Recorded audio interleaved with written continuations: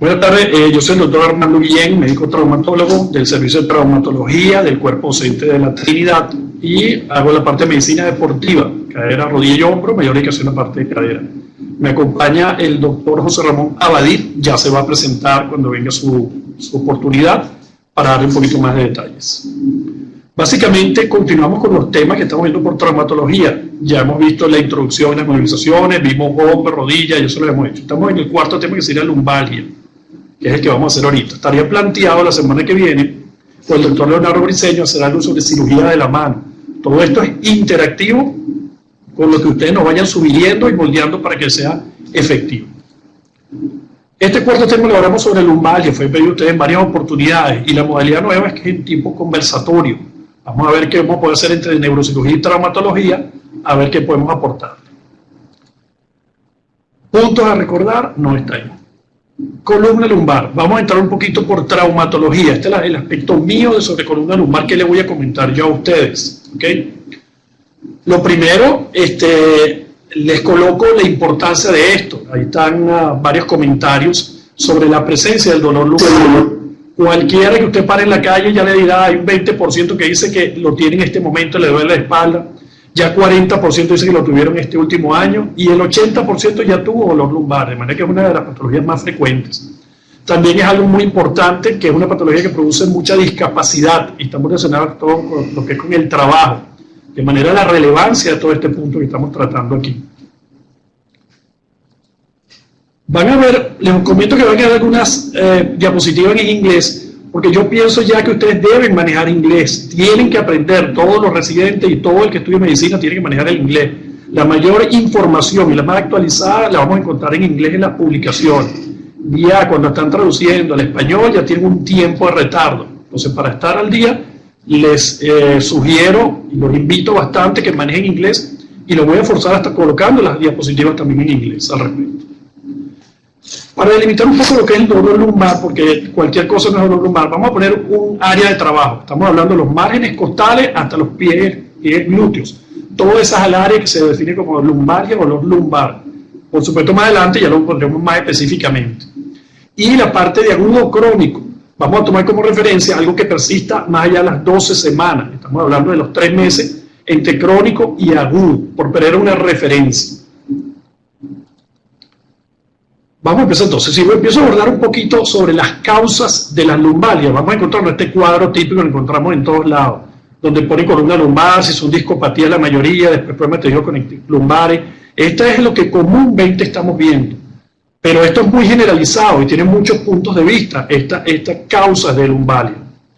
Si nos vamos ya a algo más profesional, en este caso yo tomé la referencia de la Asociación Americana de Traumatología, ya ellos ponen un listado donde la primera causa es la sobreactividad, el sobreuso, el traumatismo, el sobreesfuerzo, continuado por los problemas de disco, las discopatías, ya veremos si son hernias o problemas de desgaste.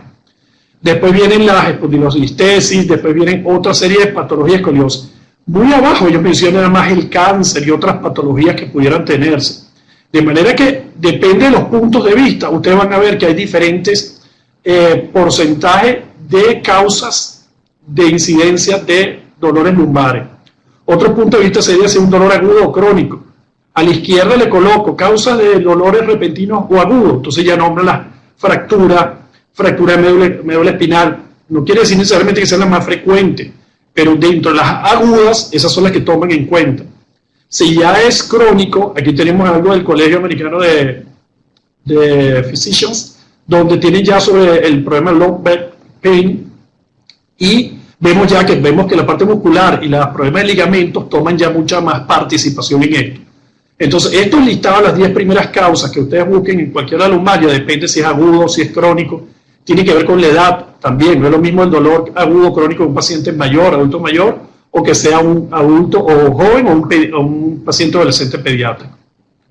Si lo enfoco desde el punto de vista de cadera, ¿cuáles son mis causas de dolor de cadera? Yo tendría que la tercera me aparece como una radiculopatía lumbar.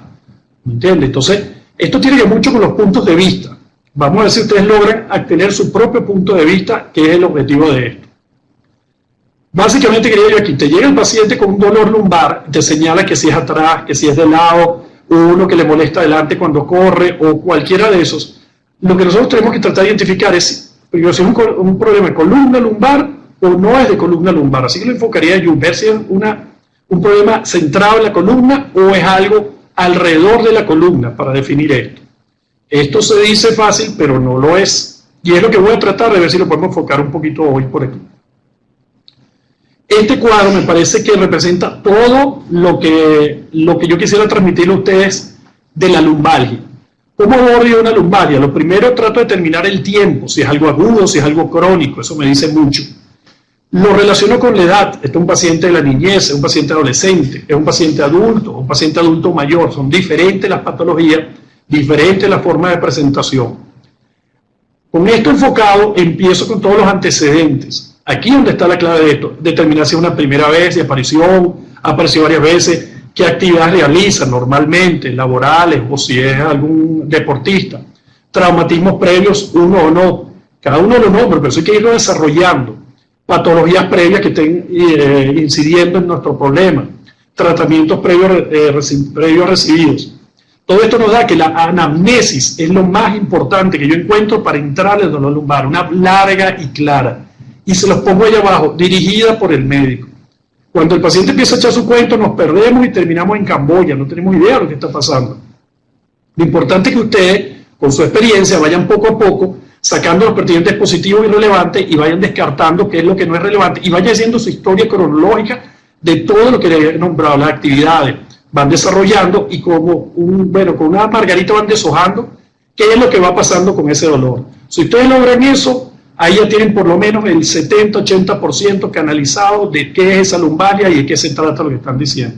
Para mí esta es la parte más importante de todo lo que les voy a comentar. Una anamnesis consciente, continua, poco a poco, y van deshojando la margarita. Ya una vez de eso, va a ser más fácil hacia dónde van a dirigirse ustedes. Si nos vamos a los pasos del examen físico, lo clásico, un interrogatorio, posicionarlo, la palpación. Acuérdense del interrogatorio que he dicho sobre la causa-efecto, buscar por qué se está pasando todo esto. Con las maniobras, recordarse la parte de anatomía, puntos dolorosos, dónde está el problema, hacia dónde se refleja, quiénes son los órganos o la situación que se está afectando. Todo eso lo vamos a ir viendo cuando vayamos viendo su examen físico. ¿Okay? La posición, bueno, yo se lo pondré como lo hago yo más adelante, pero esta es la base. Acuérdense al final que están los dolores referidos, dolores de cadera, renales, abdominales o algunos que mencionaremos ahorita más adelante. Este es mi cuadro cuando yo entro y veo. Es un dolor lumbar, va a estar arriba con su contractura lumbar, contractura paralumbar o lumbar, ahí comienza. Se ponen a explorar esa área y es muy fácil cuando te lo refiere que está en este rectángulo superior en la zona lumbar. Ya cuando ya te lo refiere exactamente, tu dolor de cadera, que no saben, pero tú lo vas interrogando y palpando, y se encuentran hacia acá abajo, y ustedes saben que esto ya es más cadera, esto se refiere hacia la parte de traumatología de cadera, no tanto hacia la parte lumbar. Problema es cuando los dolores están en el círculo azul, en todo el medio de las áreas, y por ahí transitan cualquiera, el nervio ciático, tenemos el músculo piriforme, tenemos la cadera adentro, o traumatismo en coxis. Entonces, eso es lo que vamos a ir determinando con nuestro examen físico. Nos tenemos que poner más insidioso cuál es el punto, cuál es la zona que está doliendo, palparla y hacer las maniobras para buscar quién es el que está molestando en este caso. ¿Cómo lo haría yo en la práctica? ¿Cómo haría un examen físico a alguien que tiene una columna? Comienzo con mi evaluación externa, veo mi alineación, simetría, si está apoyando, no camina, si hay algún signo de flogosis que me explique, si hay algún signo de contusión o algún traumatismo que me pudiera explicar todo lo que está pasando. Luego paso a establecer el punto doloroso. Yo comienzo parado, que el paciente se palpe y yo luego palpo dónde está la molestia, hacia dónde se refiere y lo preciso. Uy, atrás, llega hasta la rodilla, no llega a la rodilla, se va el cuello, se va el cuello. ¿Dónde están mis puntos dolorosos? Y eso va a ser más fácil cuando yo comience los movimientos de no traumatizar. Me voy a mis maniobras, igualito parado, los giros, los rotos, lo que se flexione, todo lo que sea. Procedo después a acostarlo. Veo mis rangos articulares acostados, mi flexoextensión, lateralización, movimientos que tenga. Si hay contrarresistencia o no, mi prueba de la SACH o las pruebas que yo vaya a hacer cuando esté acostado el paciente para evaluar esa columna. Ya ahí voy ya tengo más ideas, según lo que he hecho, si eso se hace una tendinitis, un problema de tejidos de conexión, se va más hacia neuritis por la forma y los signos que he ido encontrando, y ya me voy poniendo más insidioso y descartando algunas cosas. Nunca descarto la evaluación renal, todos mis pacientes lumbares tienen su evaluación renal, ¿ok? ¿Cómo es esto en la práctica? Algunos signos clínicos por comentarles. Si encuentro que es el ciático, estoy sospechando por la historia clínica de lo que está pasando, veo un recorrido completo de todo el nervio ciático, de su raíz, dónde se acoda, dónde se pisa, dónde pasa por el glúteo, dónde baja en el muslo, dónde baja en la pierna y a dónde llega. Y con eso veo mi neuropatía y lo que esté pasando, mis parestesias, mis paresias. Un índice importante, la pérdida de fuerza muscular. Esto me habla que ya es crónico y posiblemente vaya a ser quirúrgico. Veremos hacia eso. ¿Okay? Veo si mi contractura, lo que dice abajo, las contracturas musculares, hacia dónde se irradian, eso te da índices hacia dónde está el problema y qué es lo que está causando más el fastidio. Algunas maniobras, mira, bueno, ese es el caballito de batalla, va levantando, buscando el nervio ciático. Típico, una que no falla es que si levanto las dos piernas al mismo tiempo, veo el dolor lumbar es fortísimo. Ese es casi patognomónico de que hay una contractura muscular muy fuerte. Eso viene muy relacionado con la gente que levantaron peso recientemente y uno levanta las piernas y no hay una discopatía, una neuropatía clásica, pero apenas yo levanto mi muslo veo que tiene esa contractura muscular. De esa manera, con diferentes maniobras de este tipo, voy yo relacionando cuáles son los problemas.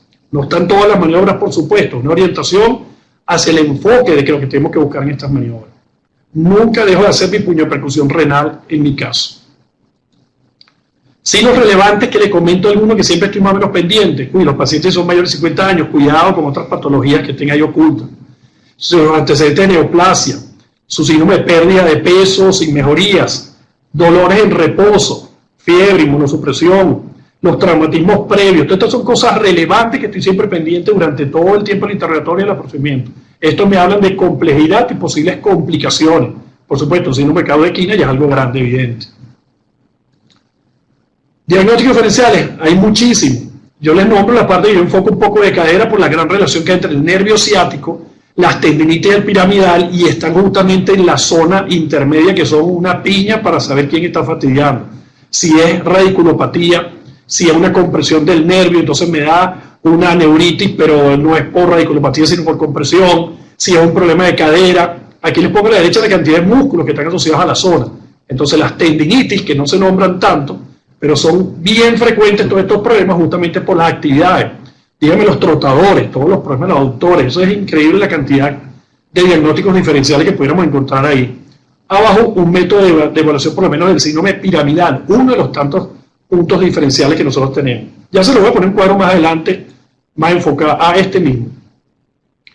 Este es un resumen que me pareció bastante completo, donde ya habla si el dolor es lumbar mecánico, que es la mayoría, un 97%, ok, habla sobre cuáles son las primeras causas de diagnóstico diferencial, las contracturas, hernias, discos, ya me lo comentará un poco aquí José Ramón, si estamos de acuerdo con este enfoque. Ya lo lumbar, si no es mecánico, ya empieza a aparecer las neoplasias, pero vean cómo bajan drásticamente ya los porcentajes de aparición, ok, las artritis inflamatorias, muy bajos los porcentajes de aparición. Y las enfermedades de órganos vecinos, secundarias, órganos pélvicos, la prostatitis, endometriosis, ok, el renal, todos los procesos que había comentado, el aneurisma. Me causa gracia que aquí no parezca nada de lo que es traumatológico, todo lo que es en este cuadro, lo que es cadera, para que ustedes vean lo que son los diferentes enfoques y estos listados que parecieran completos, pero siempre falta algo. Manténganse abiertos a esto y busquen información. Un comentario con exámenes paraclínicos. No les voy a dar una receta para que ustedes manden columnas, manden una rayos X. En un laboratorio, manden esto. Eso dependerá de su examen, depende de donde ustedes vean que está el enfoque. Lo que ustedes estén sospechando hacia dónde van, háganlo con razonamiento, no lo hagan con rutina, porque al final va a terminar, la mayoría de los casos, con un examen equivocado y con un diagnóstico mateado. ¿Okay? Entonces, no les digo cuáles son los estudios que vamos a hacer, sino que más o menos se enfoquen bastante en la sospecha de lo que ustedes creen. Una vez que ustedes tengan un buen porcentaje de sospecha, qué es lo que está pasando, lo más seguro es que van a saber qué examen mandarle y sus interpretaciones. Patología más frecuente, la número 1, los objetos pesados y problemas de posiciones. Eso es lo que yo he visto en toda mi consulta. Esto es la causa todo el tiempo, malas posiciones sentados, mala realización de los esfuerzos físicos que han hecho desde adulto joven en adelante. Esa es mi patología más frecuente totalmente. Por último, una referencia de eso se lo he puesto en otro seminario, de dónde buscar información, la Asociación Americana, la Internacional, el EFOR, que es la Europea, el ISACO, que es la Asociación de Medicina Deportiva. Con estas siglas ustedes pueden buscar bastante información al respecto. Puntos a recordar que les traje durante estos minutos. El abordaje al paciente es importantísimo, tratar de hallar esa relación causa-efecto. Esto es importante. El paso 1 es el diagnóstico. El enfoque de ustedes es el diagnóstico, no el tratamiento. Traten de ver y convencer a la gente de que cuál es el diagnóstico, los pasos que se necesiten. Reposo, medicamentos, háganse los estudios, volvemos a evaluar para poder mandar los tratamientos. Si comienzan tratamientos a ciegas, lo más seguro es que terminen demorando el tiempo de tratamiento. Piensen sus diagnósticos diferenciales, búsquenlos y asócienlos a la edad y a la forma de aparición. Asumir es equivocarse, esto es importantísimo. En el caso de columna lumbar, para mí lo importante es prevención y después la parte de rehabilitación y tratamiento. Eso es lo que yo más me llevo de la parte de lumbalgia.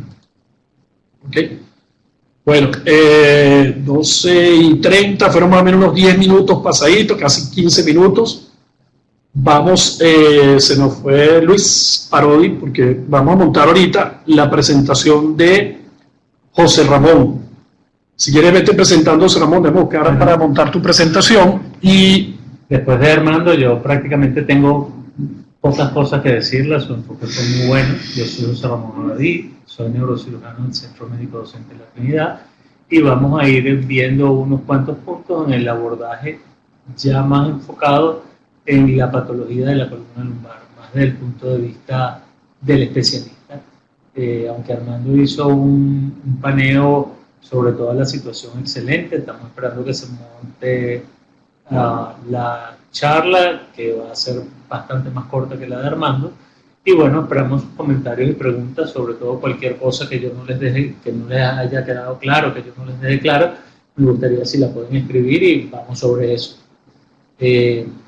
Yo me voy a referir fundamentalmente al dolor lumbar, el dolor radicular, el dolor lumbar mecánico y el dolor radicular. Vamos a la presentación más concreta. Vamos a montar la presentación. Sí, si quieren vayan escribiendo ustedes ya algunas preguntas, algunas sugerencias. Yo tenía unos 3 puntos que les estoy trayendo para que comentemos con José Ramón. Uno sería cuándo referir al especialista, es decir, ustedes están en el ambulatorio, están en su emergencia, en su consulta, ven que hay un dolor lumbar, empiezan a tratarlo y saber, bueno, ¿esto lo puedo manejar yo o ya esto es cuestión de un especialista? ¿Okay? En Lumbalgia 2020. Otro punto que vamos a comentar 2020. Uno más abajo. Sería sobre los indicadores de cirugía. Bueno, ¿qué me dice a mí que esto va hacia allá de una cirugía, no va a una cirugía? ¿Qué le parecería? Yo tengo para comentarle eso. Perfecto. Y un tema que yo traigo, el reposo médico.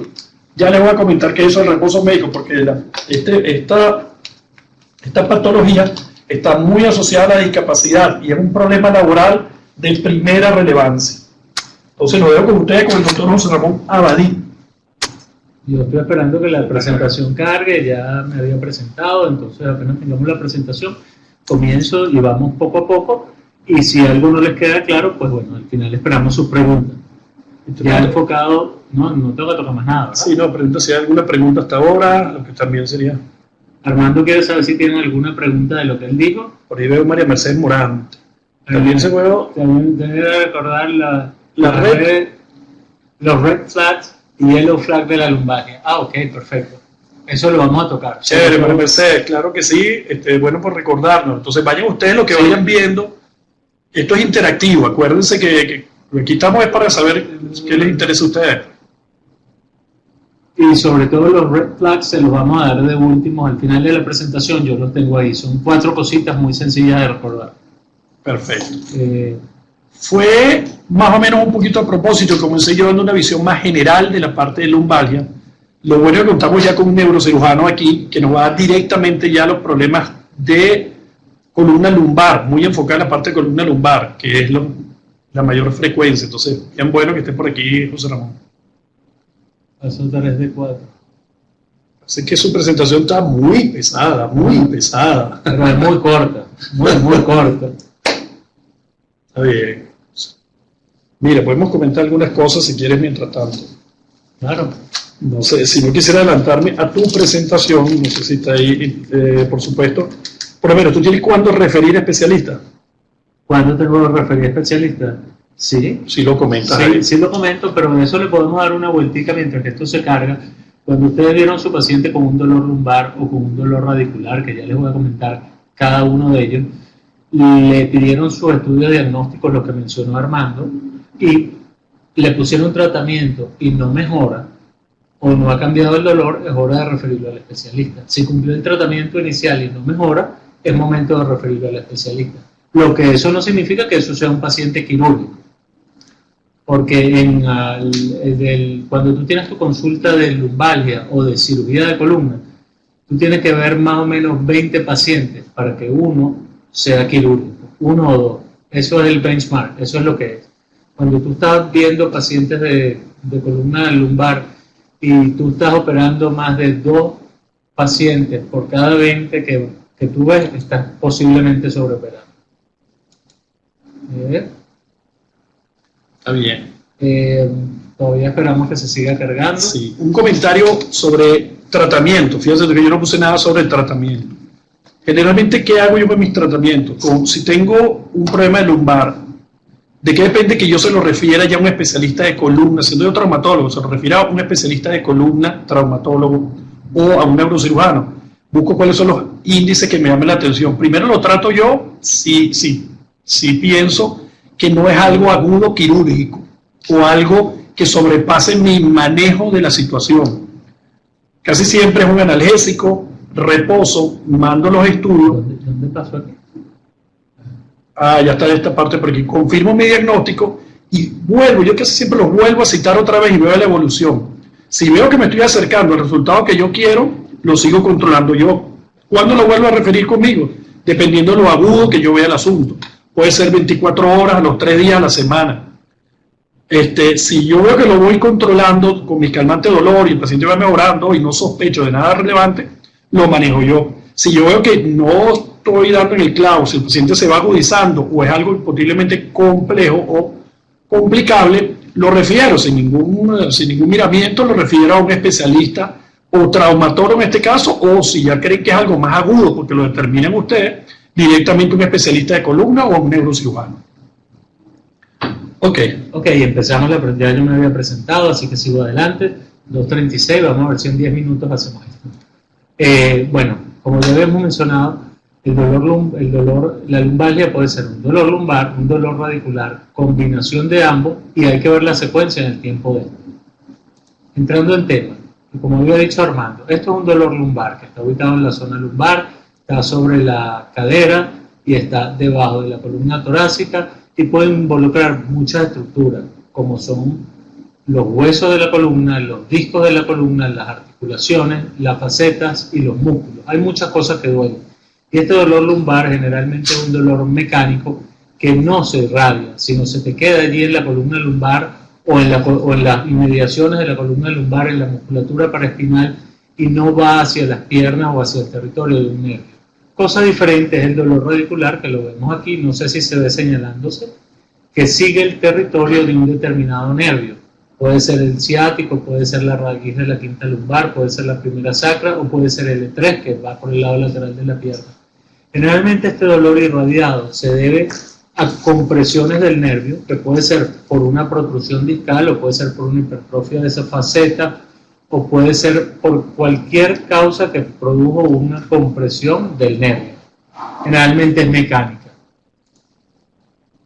Como decía Armando, ¿cómo enfocamos a este paciente? Lo más importante, y esto es toda la charla de Armando, es individualizar tu paciente, ver qué edad tiene, ver la historia del dolor. La anamnesis es lo más importante, tu interrogatorio dirigido a donde vas, sabiendo lo que vas a buscar es muy importante, porque no es lo mismo una señora femenina de 70 años que levantó una mata o cargó una olla o se agachó a recoger algo y tiene un dolor lumbar y listo, o una persona de 40 años, igual femenina, 45 años, que hace lo mismo, porque lo que le ocurrió a ella en la columna puede ser igual o puede ser diferente.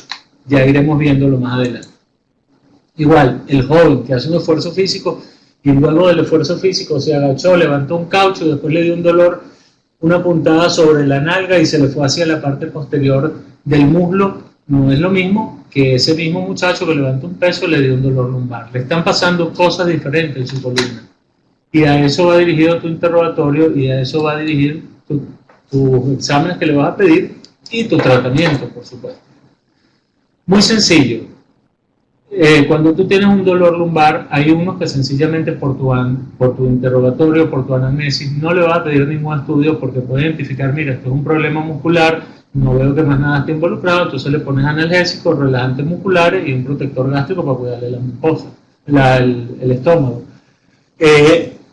O si te parece que necesitas algunos estudios de imágenes, lo fundamental es en columna, y con eso prácticamente cubrimos el 90% de lo que queremos ver en columna, es la radiografía de columna lumbar, súper importante, hacer proyección lateral y acompañarla de una flexión, extensión, para ver si hay algún desplazamiento de una vértebra sobre otra, o si no lo hay. Y la proyección AP tiene menos importancia, pero es importante por los ejes de la columna, y fundamental, si tú crees que tienes un problema radicular, o tienes un problema lumbar que no se dio con el tratamiento y no lo has referido al especialista, la resonancia. La resonancia nos ayuda a ver los componentes blandos de la columna, que son los discos, las articulaciones, el ligamento amarillo, y nos da algunos detalles sobre huesos que veremos más adelante.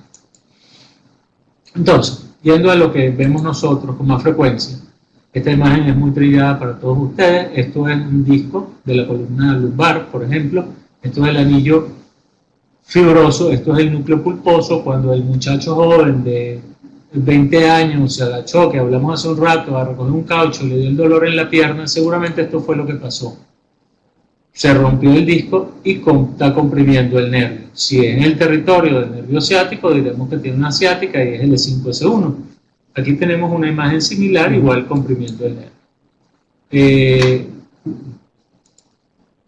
¿Qué le pasó a ese muchacho de 20 años? Él se echó, se levantó hacia adelante, hubo una carga de fuerza sobre la parte anterior aquí, y sobre la parte anterior, ahora el cursor se ve aquí, okay. Y se echó hacia adelante, las fuerzas cargaron aquí, el núcleo pulposo, el núcleo pulposo forzó el anillo fibroso, está de Behles y se rompió. Como dice Homero, no está complicado de entender. Eso fue lo que pasó aquí atrás. Aquí atrás en verde. Déjame dejarla para encontrar la próxima. Volviendo acá, vamos acá. Y aquí tenemos la hernia discal de este muchacho. Este es un muchacho de 23 años de la consulta. Hizo un esfuerzo físico y, bueno, antes de eso déjame llamar la atención de algo. Este disco es disco sano. Tiene negro aquí y blanco aquí. Esto está hidratado. Tiene que poner entero. Perdón. Este disco es un disco relativamente sano. Tiene su anillo fibroso, que es lo negro que ustedes están viendo aquí, y el núcleo pulposo hidratado. Estos dos discos no estaban sanos, y cuando el muchacho se agachó, hizo el esfuerzo, reventó, rompió el anillo fibroso y se salió el núcleo pulposo. Es esto que ustedes ven aquí. Y aquí vemos que esto que ustedes ven aquí, esto que yo les estoy señalando aquí, es esa misma imagen. Esto es un corte sagital, esto es un corte axial. Y aquí vemos cómo esto está comprimiendo el nervio y tiene muchísimo dolor. Ahora, esta es una señora que tiene 45 años y tiene un dolor lumbar crónico. No se le va hacia la pierna, no le duele la pierna, pero ella siempre tiene dolor lumbar. Ella fue al médico, le recetaron, le dieron un tratamiento, hace fisioterapia. A pesar de la fisioterapia tiene dolor. Fíjense que esta vértebra aquí, que es la de cuarta lumbar, está desplazada hacia adelante con respecto a la quinta lumbar. Esta es una radiografía neutra. Y aquí tenemos una fractura de la parte interarticular. Cuando ella hace flexión, esto se mueve y le produce dolor lumbar. Cuando hace fisioterapia, se fortalecen sus músculos, compensa, pero finalmente siempre le duele. Esta es la imagen de resonancia. Un disco negro, tú dices que aquí hay una hernia, pero en realidad es una falsa hernia porque es que esta parte de la columna del E5 hacia arriba, del E4 hacia arriba, está desplazada hacia adelante. Eso lo llamamos nosotros listesis. No todas las listesis se operan, solo las que se mueven y no mejoran con tratamiento médico. Aquí tenemos, por el contrario, una señora que tiene casi 80 años, que tiene dolor de espalda, que cuando ella camina siente que las piernas se le duermen y le hormiguean, eso se llama claudicación neurológica, y es porque tiene un canal estrecho lumbar. Fíjense el poquito espacio que hay aquí. Si ustedes ven aquí, esto es ligamento amarillo, estos son facetas hipertróficas, esto es ligamento amarillo, y el canal es muy chiquito. Esos nervios cuando pasan por allí y ella está caminando, necesitan irrigación y por la compresión no la tienen. Este paciente pues se maneja de forma conservadora en principio, analgésico, fisioterapia, y cuando el paciente literalmente no puede más con el dolor, es el que te pide su cirugía y bueno, tú le planteas lo que hay que hacer, que en este caso es una descompresiva. Ahora, aquí tenemos a la señora de 85 años, tenemos a la señora, gracias hermano, tenemos a la señora de 85 años que levantó la mata y sintió un dolor en la espalda y tiene un dolor puntualmente exquisito y tú la tocas y sobre una de las espinosas en la espalda tiene un dolor al tac, tac, tac. Esto es una fractura del cuerpo vertebral. Y en esta resonancia, que es una resonancia con una proyección de supresión grasa, aquí la grasa se ve gris, lo único que brilla es líquido. Esto es edema, esto es una fractura. Se trató médicamente, no funcionó y terminamos quirúrgicamente. Aquí no sé, no carga la imagen, es un video. No lo cargó. No lo cargó. Bueno, aquí lo que se hizo fue, era una radiografía, se colocó cemento, 2 o 3 cc de cemento que se llama vertebroplastia, que es uno de los tratamientos que está indicado para este caso. Ok, como decía Armando, lo fundamental es prevención. Columna lumbar es prevención. Básicamente, educación del paciente. Cómo te paras, cómo te sientas, cuántas horas pasas parado, cuántas horas pasas sentado. Tratar de tener una aproximación al peso ideal. No es que a todo el mundo le vamos a decir, usted tiene que medir 10 kilos menos de lo que pesa. O si usted mide unos 75, usted tiene que pesar 70 kilos porque eso es realmente complicado. Corrección de vicios posturales. La gente que está mal sentada en la silla, muy echada hacia atrás o sentada acostado, eso no es lo ideal. Tienes, como ya habíamos dicho, la forma correcta de sentarse y el tiempo que tienes que estar sentado. Si tú vas a estar trabajando delante de la computadora, cada 40, 45 minutos te paras, te estiras, no te puedes quedar ahí 4 o 5 horas. Y lo fundamental son los ejercicios para fortalecer la musculatura abdominal. Y abdominal decimos los rectos, los oblicuos y también la musculatura lumbar. ¿Cuál es la idea de esto? Que tú tengas una faja de músculos puesta. Porque la gente dice, bueno, yo me fajo. La faja resulta contraproducente porque produce una atrofia muscular. Ya vamos a ver cuándo sí podemos utilizar una faja. Ajá, aquí, empezamos de abajo para arriba. Cuando utilizamos una faja o un apoyo lumbar, cuando tenemos un trabajo que nos haga levantar un peso directamente. Por ejemplo, el que es joven y está en el gimnasio, quiere levantar mucho peso, de repente necesita una faja, pero el que está en una embotelladora o en un maletero debe usar una faja puntual para el peso, porque aunque él tenga buenos abdominales, su columna lumbar está sometido a lo que decía Armando, que es la primera causa de dolor lumbar, un sobreuso, una sobrecarga de trabajo por exceso de uso. Sillas ergonómicas y evitar ejercicios de alto impacto. Uno de los ejercicios de alto impacto que es más agradable es el trote, hay que hacerlo con mucho cuidado y que no sea tu ejercicio 7 días a la semana. Sobre todo si eres un tipo así como yo, que eres de contextura pesada, porque no es lo mismo uno de contextura pesada que uno muy ligero corriendo. Unos cuantos detalles de que ya los habían visto con Armando, de cómo levantar los objetos, doblar las rodillas, tener la carga pegada al cuerpo, cuando lo levantas del piso flexionar, los que no estamos operados de la rodilla pueden hacer esto, los que estamos nos cuesta más, pegado al cuerpo el peso siempre, cómo dormir con una almohadita que más o menos te mantenga la alineación de la columna, poner algo debajo de las piernas, inclusive cómo manejar para que tu columna quede con el arco, lumbar adecuado, ver qué distancia usas del asiento con tus pedales y que las piernas estén ligeramente flexionadas. Eso te va a ayudar muchísimo. Tratamiento depende de la clínica y de tu diagnóstico. Conservador, médico más fisioterapia es el 90% y con eso va a resolver más del 90% de todos los dolores lumbares que tú tengas. El quirúrgico funciona o funciona no, está indicado si el tratamiento médico y la fisioterapia no es adecuada. O como la abuelita que nosotros vimos de 80 años que la teníamos tratando de forma conservadora hasta que dijo, mire, ya no puedo más porque no puedo caminar, ese es su momento. ella te va a pedir su cirugía. Ahora, lo que Armando les había comentado, que yo le dije que tenía algo preparado de esto, cuando una hernia discal es una urgencia, cuando es una columna, no es que si tienes una hernia discal te vas a quedar parapléjico y no vas a caminar más, no. Aquí eso está establecido de forma universal y bien documentado. Cuando tienes un déficit motor agudo, cuando es eso una columna lumbar, por ejemplo, una hernia del 5S1 que se rompió, está comprimiendo la raíz de S1 y resulta que tú no puedes ponerte en punta de los pies y eso te pasó, te dio el dolor y a la hora no te puedes poner en punta de los pies. Eso es una indicación quirúrgica. Lo mismo la abolición aguda de un reflejo, no es que lo has ido perdiendo progresivamente, sino de un solo golpe, de una sola vez.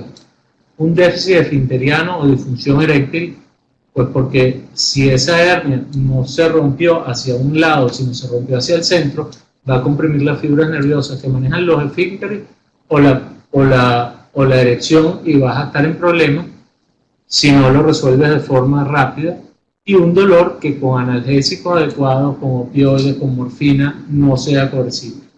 Esas son las urgencias de una hernia, de una columna, de una hernia quirúrgica. Bueno, las intervenciones quirúrgicas, esto ya es un poquito más avanzadas, están indicadas solo cuando lo demás no funcione y hoy en día todo va a la mínima invasión. Nosotros, por ejemplo, usamos el sistema Maxeg y no el Metric, pero todas las hernias las hacemos por una incisión de 1,5 cm, conservando el músculo sin lesionarlo y por allí trabajamos. Esa es la vía. Igual por ahí puedes poner tornillos, puedes colocar clip, puedes colocar cajas, todo va hacia la mínima invasión. Mientras menos abra, es mejor. Bueno, muchísimas gracias por su atención y cualquier duda, cualquier pregunta, estamos aquí a la disposición. Ajá, estos eran para María Mercedes, estos eran los red flags, las signos de alarma pues, de la columna lumbar. Muchísimas gracias. Qué bueno, bueno, vamos a ver si pasamos unos minutos aquí haciendo comentarios ya con respecto a esto. Me llama la atención de que yo no había visto la presentación de José Ramón, cuestiones, y estamos más o menos en el mismo enfoque, la misma sintonía, que era algo bien interesante, el enfoque traumatología general y ya de un neurocirujano, que es otro, y es lo mismo, el enfoque es el mismo como ustedes están viendo claramente, que es lo que llama la atención en este caso. Comentando algunas cosas, indicadores de cirugía lo acaba de comentar ya José Ramón. Ahora, cuando ustedes lo refieren a especialista, que a mí me parece que eso... Bueno, ya lo estuve comentando en el intermedio, no sé si tú tienes algún punto de cuándo te parece que... Bueno, yo creo que si ustedes están en su consulta, en el ambulatorio, y llega un señor con, entre comillas, porque nada es para subestimar, con un dolor lumbar simple porque levanta un peso, y lo que le duele sencillamente es la región lumbar, no sé si esto se puede ver aquí, no se va a ver, no importa, le duele la región lumbar y no tiene irradiación alguna, tú puedes iniciar con tu tratamiento, que son tus analgésicos no esteroideos, tus antiinflamatorios no esteroideos, un relajante muscular y un protector gástrico. Si tú ves que tiene mucho dolor y necesitas darle algo combinado así como opioides, que tenga un Traceval, que tenga tramadol, acetaminofén, también lo puedes hacer. Hay gente que usa el esteroide, a mí particularmente no lo uso de primera vez o depende cuando veo al paciente muy sintomático, le doy un toquecito de ibuprofán y listo. Y ahí vamos viendo. Ahora, si ese se le quitó el dolor, ese señor, se le quitó el dolor totalmente, ya tú sabes que es un dolor simple y lo mandas a fisioterapia. ¿Con qué idea? Con la idea de prevenir y de que fortalezca su musculatura lumbar y abdominal. Una cosa importante, cuando tú mandas a alguien a fisioterapia, me pasa con todos mis pacientes, yo le digo, mire, esto es una tortilla que usted le ve el queso en 3 o 4 meses. Usted hace su fisioterapia, los fisioterapeutas le dan 3 sesiones por 3 o 4 semanas y lo ponen a hacer ejercicios abdominales, fortalecimiento lumbar, pero si usted no agarra y en su casa cuando termine la fisioterapia hace esos ejercicios durante 15 a 20 minutos, 3 o 4 veces a la semana, usted va a perder el tiempo porque el músculo es como cuando alguien hace ejercicio, pues tienes que tenerlo en tono y la única manera de tenerlo en tono es hacerlo regular 2 o 3 veces a la semana. Entonces esa es la situación. Tú haces la fisioterapia y haces tu ejercicio en casa 2 o 3 veces a la semana. No tienes que tener cuadritos en el abdomen, pero sí tienes que tener un tono muscular aumentado para cuidar tu columna lumbar. Yo me parece eso tremendo punto. La parte de que todo paciente con esa lumbalgia que ustedes ven que no se está aliviando o es por mala conducta del paciente, deben llevarlo y tratar de mandar que vaya a rehabilitación. No solamente por la parte de lo que le van a hacer allá, los ejercicios que va a cumplir, sino la educación que le va a dar esa gente allá. Van a ponerle y van a tratar de quitar todos esos vicios que tiene y corregirlo con información y educación. Eso es lo más importante en la parte de rehabilitación, que reeduquen a ese paciente. Así que procure invitarlo a que vaya para allá. Si el paciente son de esos que no quiere ir a rehabilitación porque no tiene y pone mucha excusa, ya usted está viendo cuáles son las causas de esa lumbalgia, que es descuido y de que ese paciente no cree en la parte de salud, sino que se va a curar solo. Eso lo hace un poquito más complicado eso. Totalmente de acuerdo. Cuando me refiero a especialista, indicaciones de cirugía. Un último punto, o bueno, uno que yo tenía por ahí era con respecto a los reposos médicos. Yo no sé si les pasa a ustedes ahorita, les ha pasado, que como todos están haciendo algo, levantan peso y tienen muy relacionado el reposo con la parte laboral. Pasaba cuando trabajaba la policía, todos los policías se quejaban de que quedaban los chalecos y los cinturones y todo les dolía la espalda, todos, y todos querían meter reposo. Pasaba cuando estaba en el seguro, que trabajaban, venían todos los obreros en las construcciones, así que les dolía la espalda. Por supuesto, todos trabajaban levantando cabillas, levantando cemento, un sobreuso. Entonces era un tema, ¿cuánto tiempo les mando el reposo? ¿Cómo hago para que en el trabajo no lo saquen? Eso es un tema complicado y no solamente con nosotros, mundialmente. Tiene muchas repercusiones con los seguros. Los seguros cuando pagan, no pagan los estudios por cuestiones de problemas lumbares si no tienen un diagnóstico definitivo. Entonces es un tema más complejo con respecto a toda esta parte laboral de lo que pareciera el reposo médico. No solamente que se cure o que le hagas el tratamiento correcto, sino la parte de cumplir la parte laboral de los reposos. Es un tema difícil. ¿Qué recomendación? Que no se dejen engatusar con la parte laboral. Ustedes son médicos, van a resolver el problema médico. Su problema laboral es otra cosa. Ustedes pueden tratar de colaborar, pero mientras ustedes se mantengan dentro de los parámetros, los protocolos de los estudios, las indicaciones médicas, nadie les va a poder reclamar nada. Cuando se pongan a inventar, hacer informes más allá de lo que deberían ser, ponerse a inventar hacer reposos prolongados considerando pobrecito a esta gente y quieren salvar al mundo, generalmente tienden a empaquetarse en algo que te metieron en un paquete complicado. Un reposo, una lumbalgia sencilla con 3 días, 4 días que tú tengas ese reposo y lo reevalúes, ya vas a saber para dónde va eso. Primero tú ves si tú lo puedes resolver o si va a una referencia a otro especialista y ya él se encargará de ese reposo. Un reposo que ustedes manden de 1 semana, máximo unas 2 semanas, ya debería ser suficiente para que ustedes saben lo que está pasando, ver si ya lo resolvieron o no lo resolvieron. Entonces yo le diría eso, un reposo máximo de 10 días, dependiendo por supuesto de cada particularidad. Totalmente de acuerdo. No tengo más que agregar porque es así. Uno trata de buena gente de darle más reposo al paciente porque él te va a decir, yo no puedo, o deme reposo, doctor, porque voy a hacer fisioterapia. El reposo no es para hacer fisioterapia, es para que te mejores y puedas hacer la fisioterapia. Si el médico fisiatra considera que necesitas reposo para hacer la terapia, él te lo va a dar, pero no. Es eso básicamente. Otro puntico de repente para aclararle a ustedes que es de la consulta diaria. ¿Quién es mejor? ¿Un médico traumatólogo que hizo especialista en cirugía de columna lumbar o de columna o un neurocirujano? Eso me lo pregunta cada rato. Mira, ¿por qué me refiero a neurocirujano? ¿Por qué me está refiriendo a un especialista de columna? Estoy traumatólogo. Señores, es lo mismo. Los dos están preparados perfectamente para ver columna lumbar. Antes se decía que si el problema era mecánico, los traumatólogos tenían un poquito más de práctica y conocimiento hacia eso. Si el problema era neurológico, más de base, los neurocirujanos estaban más preparados para manejar eso. Pero ya eso no es así. Eso depende totalmente de la preparación de cualquiera de los especialistas. Ambos están perfectamente capacitados para manejar eso.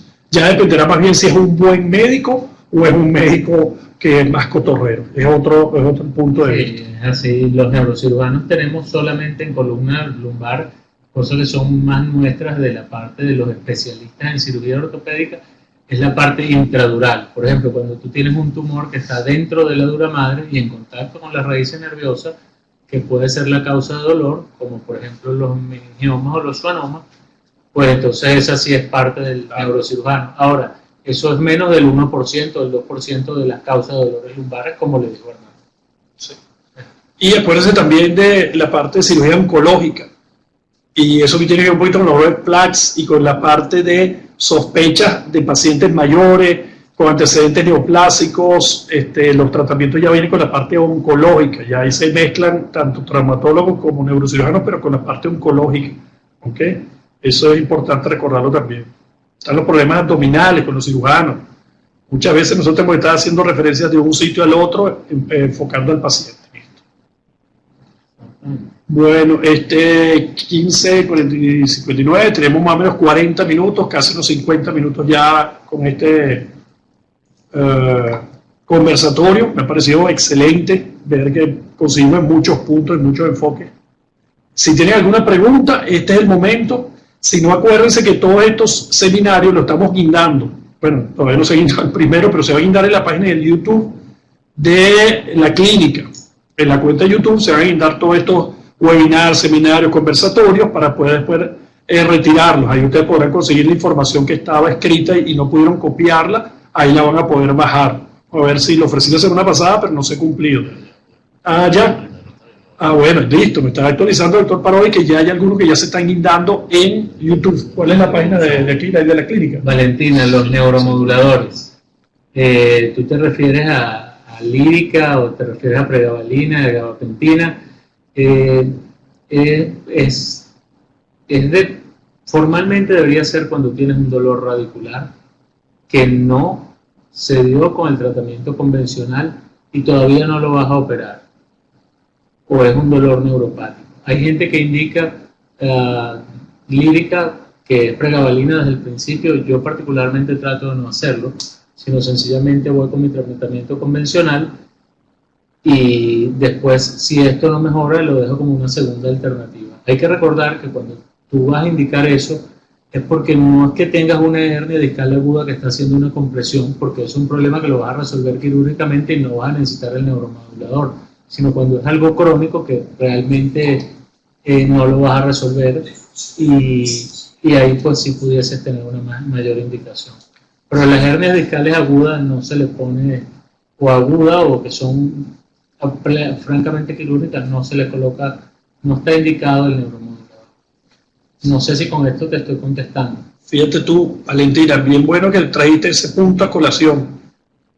Justamente con el tratamiento, bueno, nos vamos a ir hacia neuromoduladores o nos vamos a ir a analgésicos desinflamatorios relajantes musculares, el primer tratamiento.